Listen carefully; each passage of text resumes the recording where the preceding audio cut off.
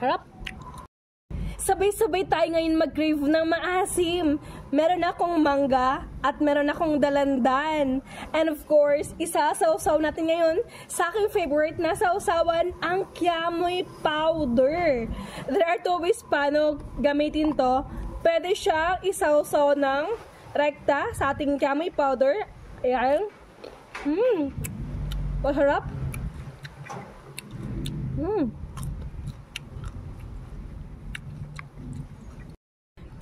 Test naman sa ating dalandan. First time ko magsawsaw ng dalandan sa kiamoy powder.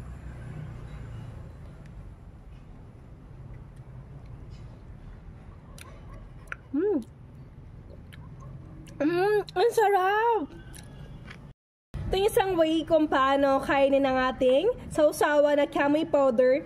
Ilalagay ko siya dito. Paghalo-haluin ko lahat ng mga fruits. Ayan, tama na yan. Lagay ko dito. And then, halo natin to. Tapos, i-mix lang.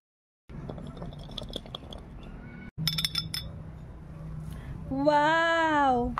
Look at the color! Ang ganda ng color niya. Super bright. Ito yung pinaka-favorite ko sa lahat. Yung mini-mixed. Para even yung pakalagay sa ating fruits. That's the best to.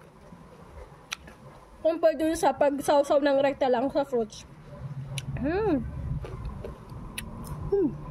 Harap.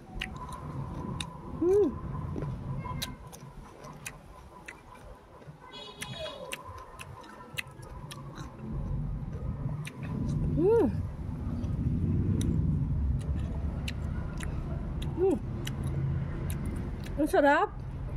Grabe, sobrang sarap.